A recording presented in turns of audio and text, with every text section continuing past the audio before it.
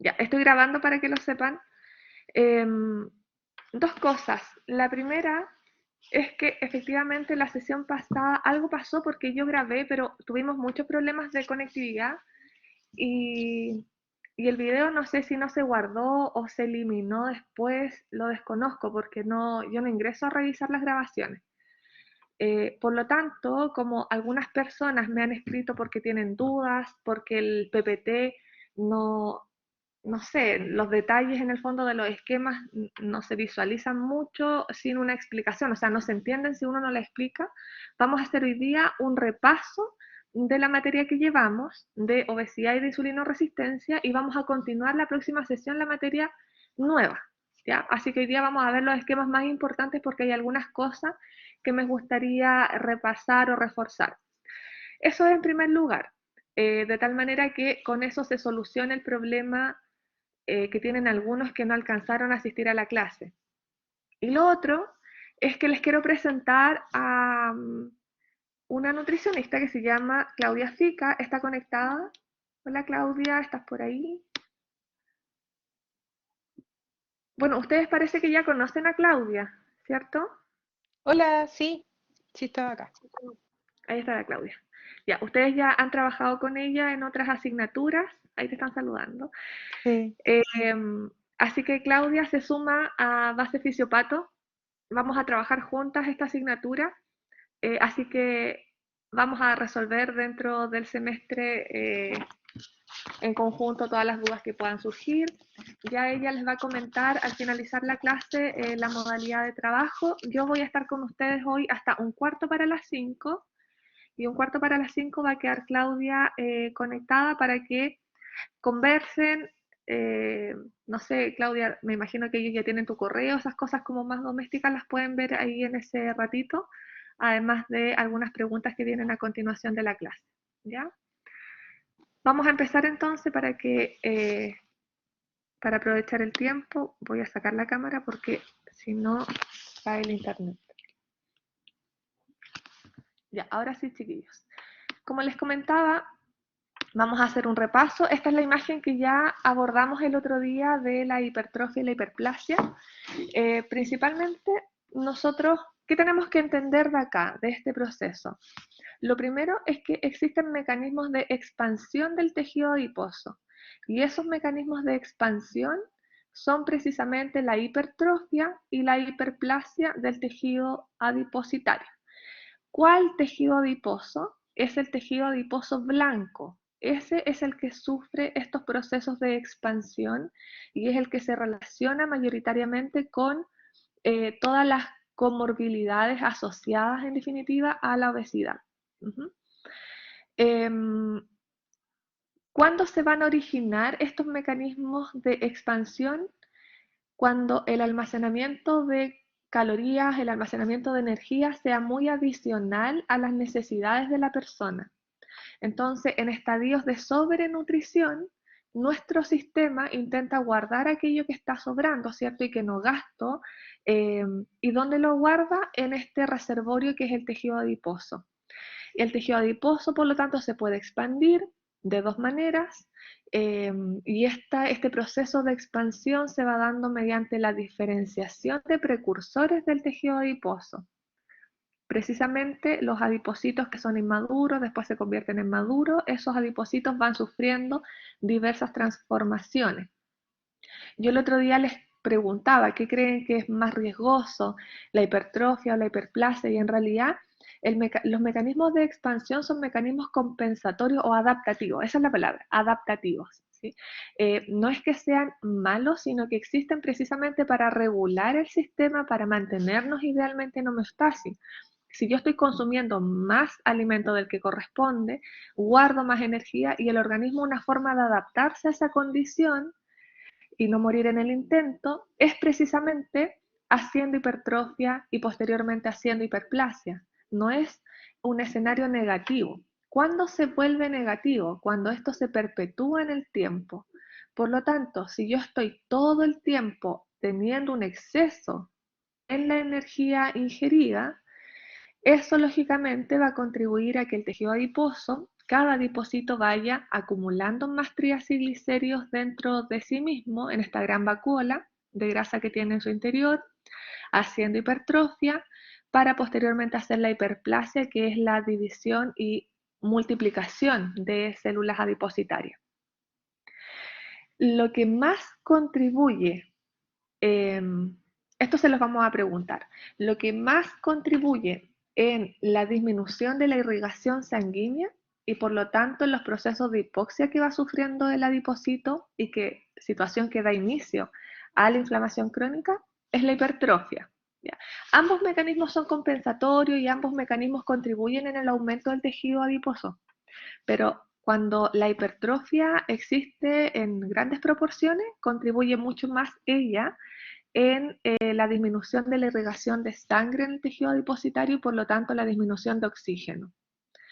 En ese sentido es bastante más riesgosa, ¿ya? Pero les repito, son ambos los que se van a generar y contribuyen en este proceso de inflamación o parainflamación. ¿Qué otra cosa es importante de recordar? ¿Qué es lo que viene a continuación? Acá nosotros tenemos una diapositiva donde se está intentando hacer la interrelación que existe entre la obesidad y la resistencia a la insulina, que es lo que habíamos comentado. Nosotros deberíamos definir a la resistencia a la insulina como la incapacidad que tienen los tejidos periféricos de responder adecuadamente a la insulina. Y hay mecanismos que son también adaptativos y que contribuyen en este proceso precisamente. Por ejemplo, existe el proceso de la endocitosis de los receptores de insulina, disminuyendo el número de receptores de insulina, ese proceso que ya conocen y que se llama down regulation. Y hay otros sumados también que tienen que ver con disrupciones en la cascada de señalización del receptor de insulina una vez que es activado por la hormona o por su ligando, que es la insulina precisamente. Entonces, muy importante considerar la definición. ¿Qué es la resistencia a la insulina? Es la incapacidad, eso márquenlo ahí con negrita, con lo subraya, de los tejidos periféricos a responder adecuadamente a la insulina.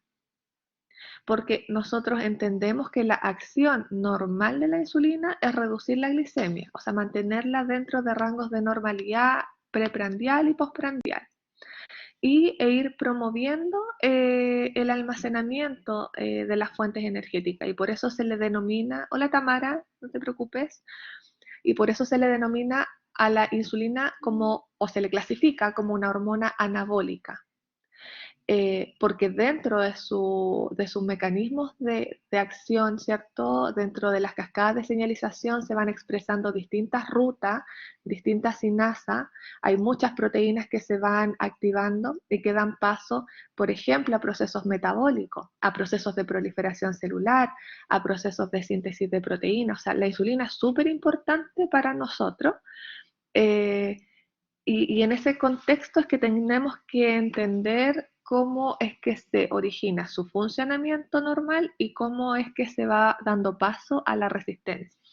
Entonces, si nosotros estamos condicionando un estado de obesidad, la obesidad ya sabemos está asociada a un proceso inflamatorio crónico y lo hemos abordado en todas las clases anteriores, así que en eso nadie se debería perder. Y en este proceso inflamatorio crónico, nosotros nos encontramos con aumento de las citoquinas que son inflamatorias o también denominadas adipocitoquinas. Este aumento de las citoquinas inflamatorias se entiende que es uno de los principales responsables de este proceso de parainflamación que existe o de inflamación crónica de bajo grado, que no provoca dolor, no provoca enrojecimiento, no provoca fiebre, por eso que es de bajo grado, ¿sí? No alcanza el umbral para alcanzar aquella sintomatología que es característica de la inflamación aguda. Entonces, este individuo que está cursando con obesidad, a su vez, también está cursando con estadios de aumento de la glicemia, de hiperglicemia, y también puede estar puede estar, no es en el 100% de los casos, pero puede estar asociado a un aumento de las lipoproteínas, por ejemplo, la LDL, y una disminución de la HDL. Entonces, lo que les explicaba el otro día, en la medida que aumenta las LDL y que tengo elevadas concentraciones de glucosa en sangre, existe posibilidad de que las LDL se vayan oxidando y el sistema intenta remover esas moléculas oxidadas. Pero si este proceso, si esta situación de obesidad lleva mucho tiempo y va continuando y el sujeto sigue aumentando de peso, ingiere demasiada energía, entonces no da abasto el sistema para remover esas LDL oxidadas y por lo tanto empieza a activarse toda la maquinaria. Ejemplo, migran macrófagos hacia esa zona para empezar a limpiar el sector y esta situación perpetuada en el tiempo da lugar a, por ejemplo, células espumosas que contribuyen en la placa de ateroma. Todo eso disrumpe o genera una disfunción a nivel endotelial, por eso que la obesidad se asocia mucho a enfermedades cardiovasculares. Y bueno, y esta condición de hiperglicemia, ¿cierto? De moléculas oxidadas, de aumento de radicales libres o de especies reactivas de oxígeno, que son las ROS, van interrelacionándose con la resistencia a la insulina. ¿Y la resistencia a la insulina en qué momento se origina? Porque si yo tengo a una persona, les voy a marcar acá, si tengo una, oh, no me funciona el puntero, pero ahí donde está la persona con obesidad en un extremo de la diapositiva. Está cursando con inflamación crónica. La inflamación crónica a su vez contribuye en el aumento de las citoquinas inflamatorias. Por ejemplo, ahí aparece en la diapo TNF-alfa, interleucina 6. Y la TNF-alfa y la interleucina 6 está muy evidenciado que podrían provocar insulinoresistencia porque están involucradas en vías de acción de la insulina precisamente. Les quiero mostrar unas imágenes de ahí relacionadas con aquello. Y esto es lo que vimos el otro día también. Aparece acá la señalización de la insulina, en el fondo para ir recordando y entendiendo cómo es que se origina este proceso. Esta diapo causó un poquito de ruido, de dudas, pero finalmente al parecer después la lograron entender porque acá lo que se está mostrando, la acción de la insulina y cómo la insulina va contribuyendo gracias a su actuar sobre su receptor y posterior cascada de señalización en normalizar los niveles de glucosa. Y esa normalización en los niveles de glucosa se da precisamente gracias a los transportadores GLUT. GLUT es transportador de glucosa. Entonces, este esquema que están viendo en la pantalla lo vamos a ir como dividiendo en procesos. El primer proceso es la secreción de la insulina, entender cómo se secreta. Después, entender cómo actúa la insulina a través de sus cascadas o vías de señalización. Y luego de eso, entender bien cómo es que los GLUT se van expresando en membrana. Entonces, esta diapositiva que están mirando acá está representando la secreción de la insulina. Esta materia es materia de fisiología, así que lo conocen. Va a ser como una especie de recordatorio. Cuando nosotros tenemos, empezamos por la primera parte, fíjense, hay un transportador de glucosa que es un GLUT2, la estructura morada que se ve en la diapositiva. La glucosa está un poco más elevada en la sangre, eso es un estímulo, ¿cierto?, para la secreción de insulina. ¿Cómo se origina la secreción de insulina? Entra glucosa a través de GLUT, existe una conversión de ADP en ATP y eso provoca posteriormente que se vayan modificando, generando modificaciones conformacionales, se va cerrando la estructura verde que aparece al lado, que es un receptor, perdón, un transportador de potasio sensible al ATP o dependiente del ATP. Entonces, como han aumentado las concentraciones de ATP en el interior de la célula, producto de la entrada de glucosa, este transportador se cierra y el potasio, que tiene una carga positiva, origina en el interior de la membrana una despolarización. Y la despolarización de membrana, que quiere decir que el interior de la membrana está ligeramente positivo respecto al exterior, contribuye en que se abran los canales de calcio. Y el calcio siempre es movimiento.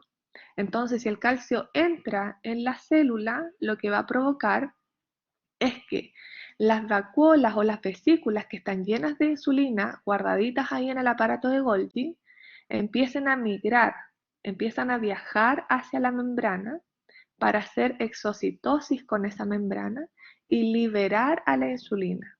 Y la secretan al medio. Y eso es lo último que se ve, dice secreción de insulina.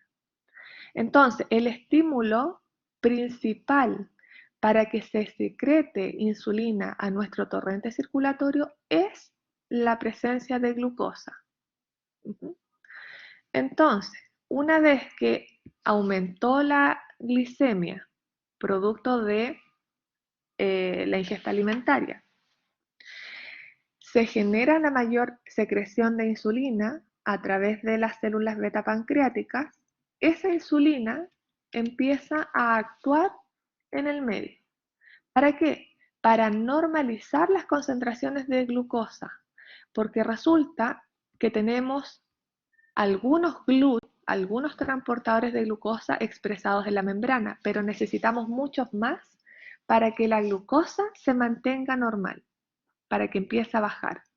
Entonces, la secreción de insulina contribuye en esto, que está acá.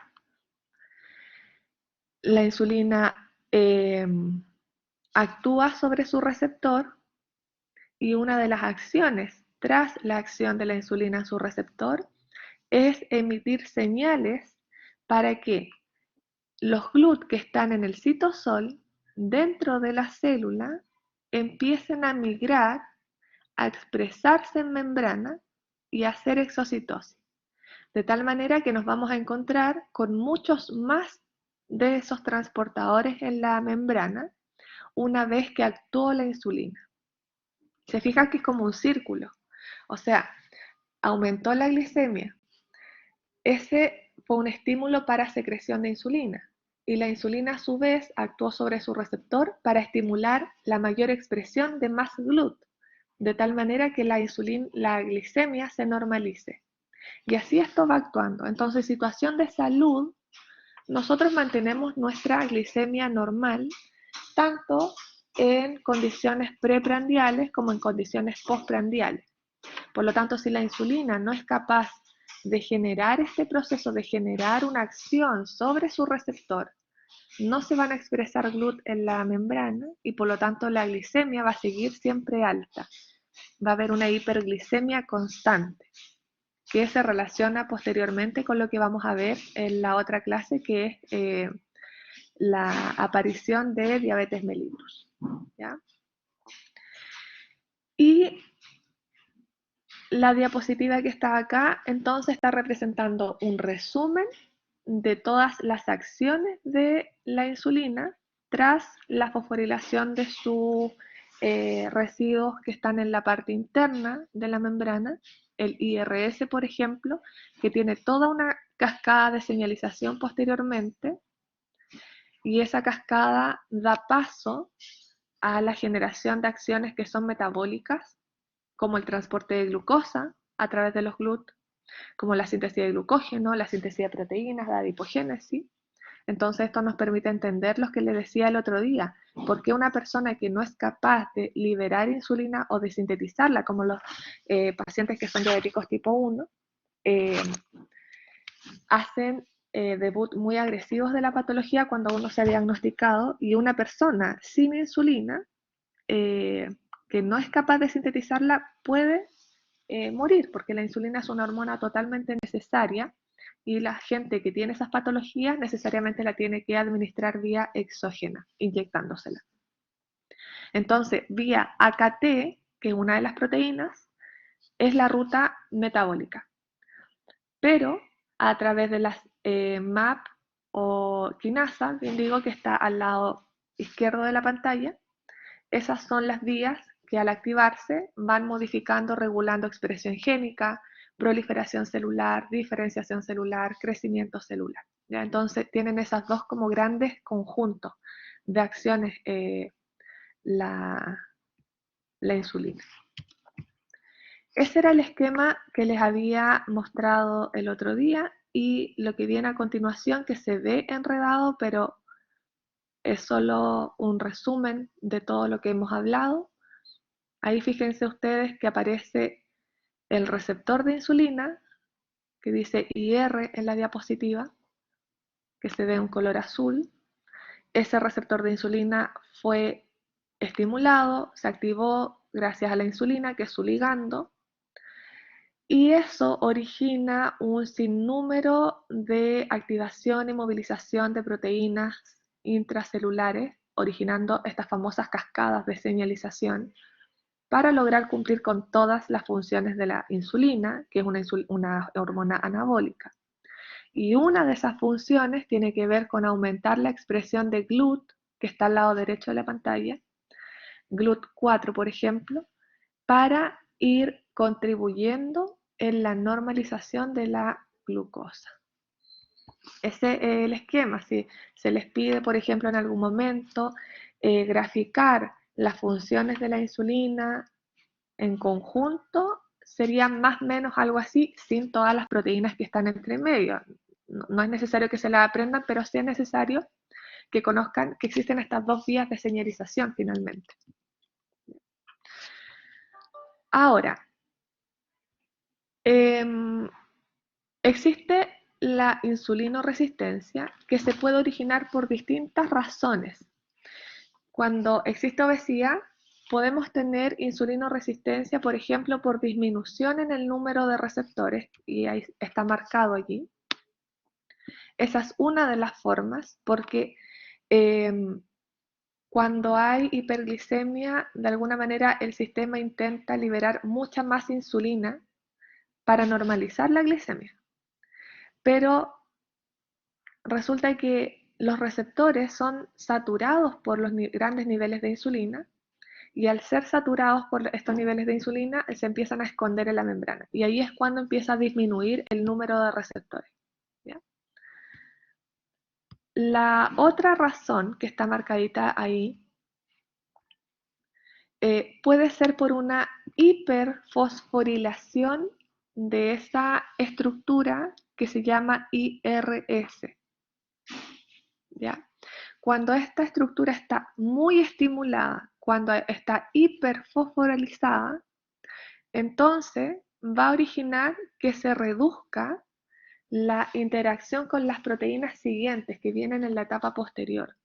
Entonces, anoten, la hiperfosforilación del IRS también contribuye en la resistencia a la insulina porque reduce la actividad específicamente de la AKT, que es lo que está marcado en un círculo con rosado. ¿Ya? De hecho, hay varios estudios clínicos que muestran la importancia de este aumento en el estado de fosforilación de estas proteínas IRS en pacientes con obesidad. Se ha visto que disminuye la expresión del IRS alrededor de un 54% cuando existe obesidad. Entonces imagínense que disminuye la expresión del IRS un 54%, por lo tanto se bloquea casi toda la cascada de señalización posterior. ¿Ya? Eso es lo que sucede.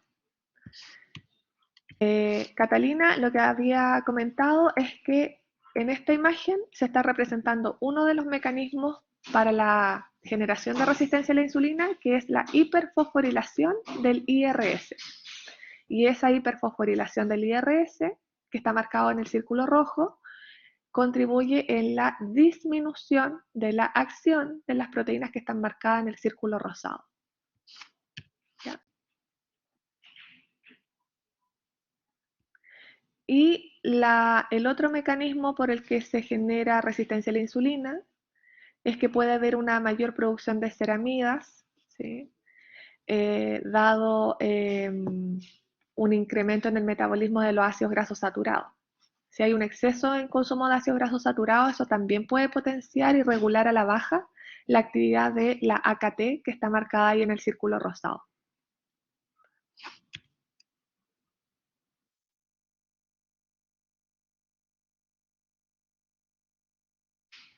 Esto es lo que llevábamos hasta el otro día. Más esa diapo que ya la habíamos visto. ¿Les quedó un poco más claro todo? ¿Les hace más sentido?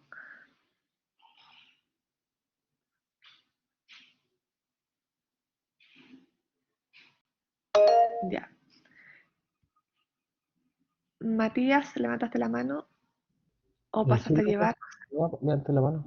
Que con lo que dijo como la segunda causa de la resistencia a la insulina, me dio como una duda, ¿qué pasa si una persona tiene con la misma requerimiento calórico, pero come muchas veces al día?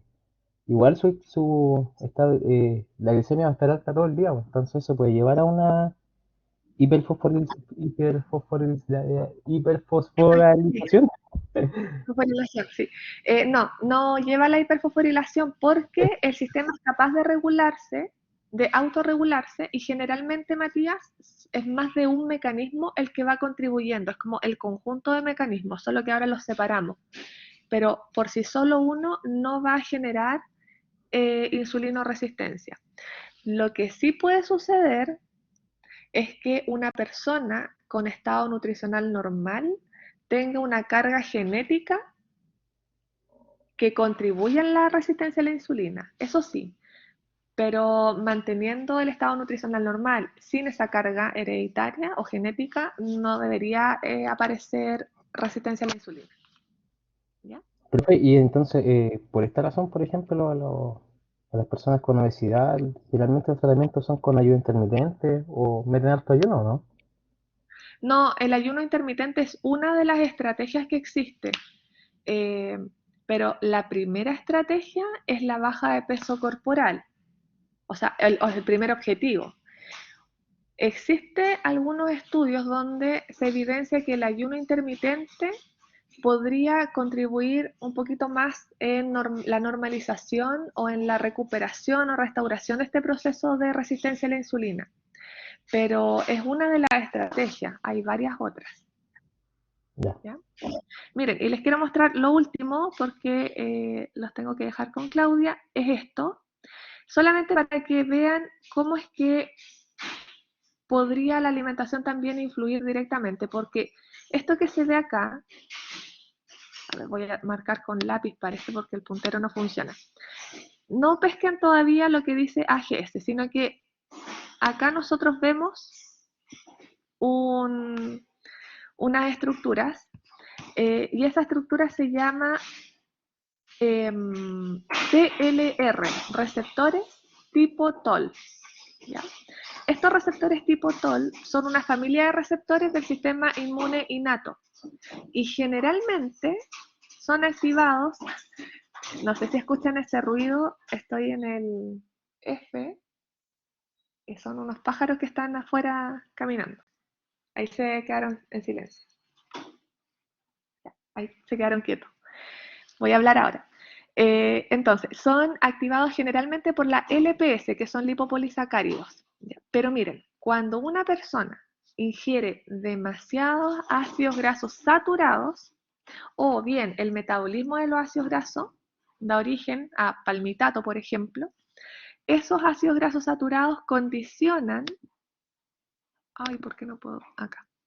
Condicionan la traslocación de NF-kappa beta, que es factor nuclear, es un factor nuclear que llega al núcleo precisamente. Y al actuar en el núcleo o al llegar al núcleo, codifica genes para que aumente las cantidades de TNF-alfa y L6. Entonces se perpetúa la inflamación, porque son citoquinas inflamatorias. Y producción de citoquinas inflamatorias, a su vez, origina inhibición del receptor de insulina. Y por lo tanto, este aumento de ácidos grasos saturados también puede contribuir en la disminución del funcionamiento del receptor de la insulina y por lo tanto en insulinoresistencia. ¿Ya? Ya, chiquillos. Eso es. Y miren, ahora lo que tienen que hacer es hacer un resumen. Eso lo vamos a ver en la otra clase. Les dejé esas 4 preguntas. Ustedes tienen que, en lo que resta del módulo, responderlas. Y Claudia los va a acompañar para orientarlos si es que surgiera alguna duda. De todas maneras, en la próxima sesión, si es que no alcanzan en estos minutos, lo podemos desarrollar porque vamos a ver diabetes mellitus tipo 1 y diabetes mellitus tipo 2, asociándolo a lo que revisamos hoy día. ¿Ya? ¿Dudas?